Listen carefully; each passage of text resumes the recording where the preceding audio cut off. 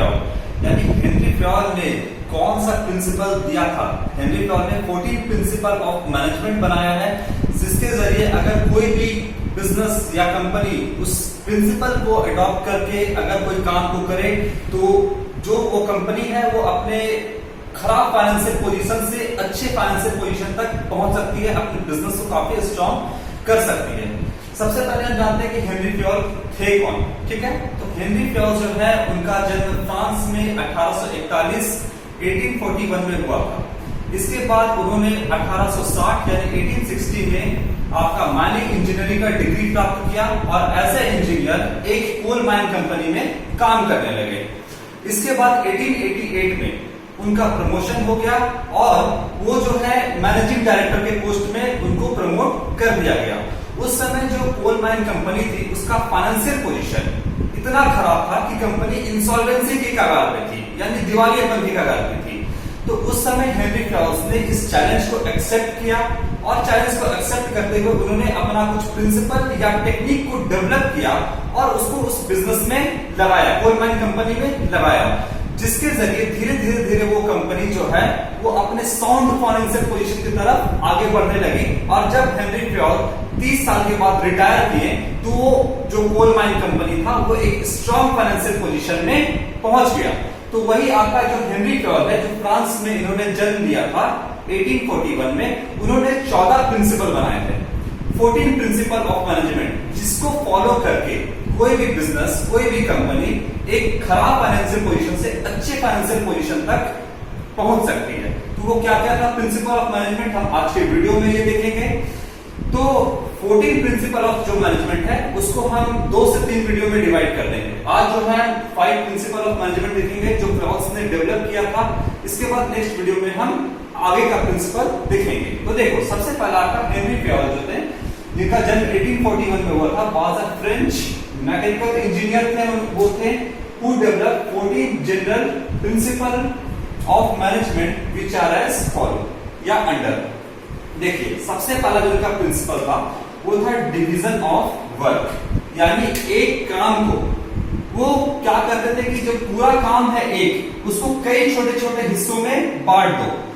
इससे क्या फायदा होगा कि जब काम को, एक पूरे काम को छोटे छोटे हिस्सों में बांट करके और अलग अलग लोगों द्वारा करवाया जाएगा जो उस काम के लिए परफेक्ट हो या उस काम के एक्सपर्ट हो, तो काम बहुत ही सुविधाजनक तरीके से, आसानी से हो जाएगा। तो पहला प्रिंसिपल ऑफ मैनेजमेंट यही कहता है कि डिवीजन यानी डिवाइड कर दो, किसको? काम को, पूरे काम को अलग अलग हिस्सों में डिवाइड कर दो और जो उनके एक्सपर्ट है, जो उस काम की जानकारी रखते हैं, उनको वो छोटा छोटा काम दे दो अलग अलग हिस्सों में, जिससे कि काम जो है वो जल्दी हो जाए, आसानी से हो जाए और परफेक्ट काम हो जाए। जैसे मान लो आपके घर में अगर बात की जाए, एग्जाम्पल के थ्रू समझते हैं कि आपके घर में एक काम है जो कि जैसे खाना बनाना काम हो गया, सफाई करना काम हो गया, बाहर से सामान लाने का काम हो गया, कमाने का काम हो गया। तो ये सारे जो आपके घर का एक काम है, इसको क्या करो, अलग अलग हिस्सों में बांट दो। जैसे रोटी बनाने का काम, जो अच्छा रोटी बनाता है घर में, अगर कई भाई बहन है तो उनको दे दो। सब्जी बनाने का काम किसी और को दे दो। अगर बात करें सफाई का काम किसी और को दे दो। तो सारे काम को, जितना भी जो एक काम है, उसको क्या करो, अलग अलग हिस्सों में बांट दो, जिससे कि वो काम परफेक्ट तरीके से हो जाए। तो इसी तरीके से फ्योल ने भी कहा कि बिजनेस में जो है एक काम को क्या करो, डिवाइड कर दो, अलग अलग हिस्सों में डिवाइड कर दो और जो उस काम में एक्सपर्ट है उनको दे दो, ताकि काम जो है आसानी से हो जाए। ये इनका पहला प्रिंसिपल था। दूसरा कहता है अथॉरिटी एंड रिस्पॉन्सिबिलिटी। अथॉरिटी का मतलब हो गया पावर और रिस्पॉन्सिबिलिटी का मतलब हो गया ऑब्लिगेशन यानी दायित्व। अब किसी भी काम को करने के लिए पावर भी चाहिए यानी अथॉरिटी भी चाहिए और उस काम को करने का रिस्पॉन्सिबिलिटी भी होना चाहिए यानी ऑब्लिगेशन भी होना चाहिए कि उस काम को समय पे खत्म किया जाए। तो दोनों का होना किसी भी बिजनेस में, किसी भी ऑर्गेनाइजेशन में होना बहुत जरूरी है, एक अथॉरिटी और दूसरा रिस्पॉन्सिबिलिटी। तो अथॉरिटी का मतलब होता है, authority means power to take decisions, यानी हम डिसीजन, कोई भी डिसीजन लेना हो तो उसका पावर मेरे पास होना चाहिए। और दूसरा रिस्पॉन्सिबिलिटी मीन्स क्या है, ऑब्लिगेशंस, यानी कि आपका दायित्व है to complete the assigned job on time. जो आपको काम दिया गया है उसको समय पे खत्म करके देना रिस्पॉन्सिबिलिटी कहलाता है। ठीक है, तो इसमें क्या है, एक एग्जाम्पल के थ्रू इसको भी समझते हैं। मान लो हमारी जो पुलिस है उसका क्या काम है, उसका काम है कि हमारे शहर में शांति व्यवस्था बनाए रखना और कोई भी इलीगल एक्टिविटी ना हो, ये पुलिस का काम है। तो इसमें क्या है आपका कि पुलिस को इसके लिए पावर भी दिया गया है और रिस्पॉन्सिबिलिटी भी दिया गया है, उनको दायित्व भी दिया गया है। तो अगर मान लो कि सिर्फ रिस्पॉन्सिबिलिटी पुलिस वाले को दे दिया जाए और पावर यानी अथॉरिटी ना दिया जाए, तो क्या वो काम कर पाएगा अपना? नहीं कर पाएगा, क्योंकि रिस्पॉन्सिबिलिटी तो दे दिया कि आप ये काम करो, आप शांति व्यवस्था काम करो, लेकिन कहीं भी जाओगे किसी को भी बोलो कि या कोई भी दंगा रोकना है या कोई भी इलीगल एक्टिविटी को रोकना है, तो उसके लिए पावर चाहिए। तो रिस्पॉन्सिबिलिटी के साथ साथ आपको पावर भी चाहिए। अच्छा, मान लो सिर्फ पावर दे दिया जाए और रिस्पॉन्सिबिलिटी ना दिया जाए, तो पावर तो बहुत है, डिसीजन तो ले सकते हैं, लेकिन कोई काम ना दिया जाए तो क्या काम हो पाएगा? तो भी काम नहीं हो पाएगा। इसीलिए अथॉरिटी और रिस्पॉन्सिबिलिटी यानी पावर और ऑब्लिगेशन दोनों होना चाहिए। रिस्पॉन्सिबिलिटी और पावर एक साथ दोनों का होना यानी दोनों का कॉम्बिनेशन होना बहुत जरूरी है, तो काम सही तरीके से हो पाएगा। तो पहला है डिवीजन ऑफ वर्क, दूसरा है अथॉरिटी एंड रिस्पॉन्सिबिलिटी, दूसरा प्रिंसिपल।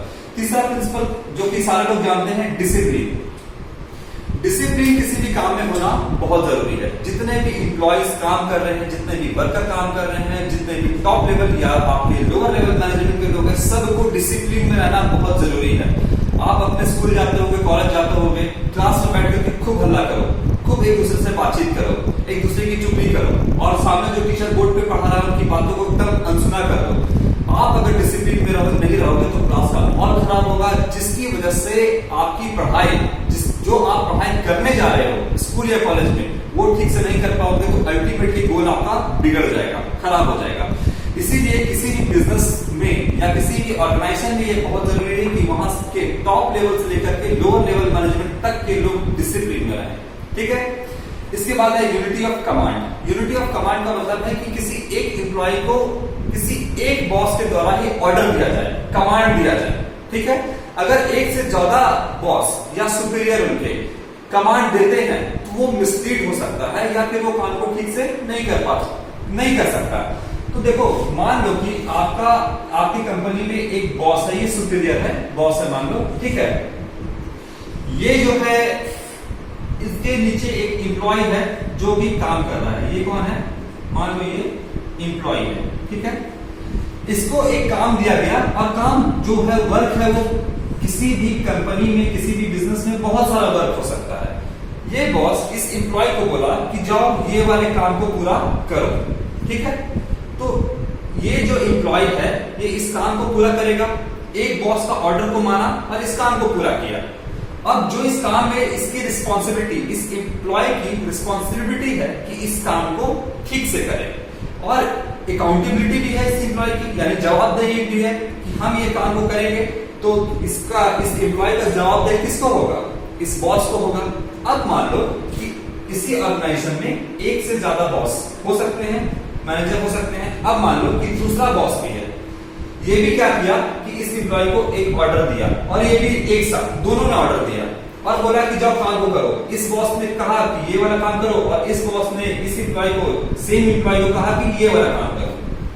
अब दोनों ने एक ही एम्प्लॉय को कहा कि ये वाला काम करो, एक दूसरे बॉस ने बोला कि ये वाला काम करो। अब वो बेचारा इस असमंजस में फंस गया कि हम पहले कौन सा काम करें। तो यूनिटी ऑफ कमांड में है कि एकता होना चाहिए, जो ऑर्डर दिया जा रहा है, जो कमांड दिया जा रहा है उसमें एकता होना चाहिए, यानी कि पहले एक सुपीरियर एक एम्प्लॉय को एक काम देगा। कोई भी सुपीरियर, कोई भी बॉस जो है एक एम्प्लॉय को एक से ज्यादा काम मत दो एक ही समय में। अगर एक समय में एक से ज्यादा काम आपको दिया जाएगा तो वो जो एम्प्लॉय है, वो जो वर्कर है, वो मिसलीड हो सकता है कि पहले कौन सा काम करे और काम को ठीक तरीके से नहीं कर पाएगा। इसलिए यूनिटी ऑफ कमांड में कहा जाता है कि एक सुपीरियर एक एम्प्लॉय को एक काम दो जिसकी वजह से काम आसानी से हो जाए। मान लो आपके अकाउंट्स के टीचर आपको बोलते हैं कि जाओ इंक का डब्बा लेकर आओ, इंक का बॉटल लेकर के आओ। आप जैसे ही क्लास से बाहर निकले इंक का बॉटल लाने के लिए एक टीचर और पकड़ दिया आपको, बोले कि जाके मार्कर लेकर आओ। फिर एक तीसरे टीचर ने पकड़ दिया आपको और कहा कि जाओ किसी दूसरे काम को करते हो। अब आप जो है आपको 3 कमांड आपको मिल चुका है, 3 बॉस या 3 अपने टीचर्स के जरिए आपको कमांड मिला।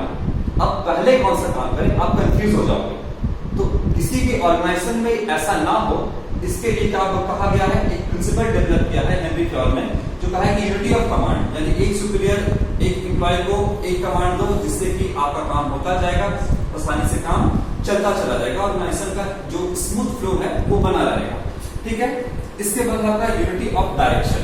यूनिटी ऑफ डायरेक्शन के बाद क्या जाए कि कोई भी एम्प्लॉय क्या वर्कर जो काम कर रहा है वो एक डायरेक्शन में काम करे।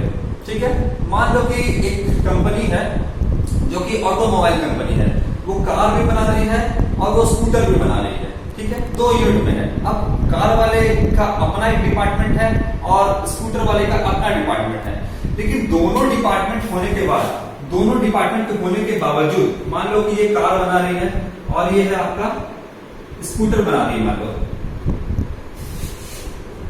ठीक है, स्कूटर बना रही है, तो दोनों का ऑब्जेक्टिव एक ही डायरेक्शन में होना चाहिए, यानी कि दोनों का कॉमन ऑब्जेक्टिव, कॉमन गोल होना चाहिए। क्या होना चाहिए? कॉमन गोल, है ना। यानी कि इसमें जो वर्कर काम कर रहे हैं और इस यूनिट में जो वर्कर काम कर रहे हैं, इन सब का एक ही ऑब्जेक्टिव होना चाहिए, जो कि ऑर्गेनाइजेशन का ऑब्जेक्टिव होगा, यानी प्रॉफिट मोटिव की तरफ, या जो भी आपका ऑर्गेनाइजेशन ने ऑब्जेक्टिव तय किया होगा, उद्देश्य तय किया होगा, इन सबको एक ही डायरेक्शन में काम करना चाहिए। जैसे मान लो अभी कोविड-19 का बीमारी है, संक्रमण है, तो हर कोई, चाहे एक आम पब्लिक हो, नेता हो, या फिर कोई पुलिस वाला हो, या फिर कोई भी इंसान हो, उन सब का काम एक ही डायरेक्शन में है, संक्रमण को अभी रोकना। ठीक है, तो इसमें क्या होना चाहिए? आपका यूनिटी होना चाहिए डायरेक्शन में, हर कोई एक ही डायरेक्शन में काम करेगा तो आपका संक्रमण रुकेगा, या एक ही डायरेक्शन में काम करेगा तो जो कोई भी बिजनेस है वो अपने ऑब्जेक्टिव को पा सकता है। ठीक है, तो आज मैंने आपको 5 प्रिंसिपल बताया जो हेनरी फ्योल के द्वारा दिया गया है। इसके नेक्स्ट वीडियो में हम आगे का प्रिंसिपल देखेंगे। तब तक के लिए थैंक यू।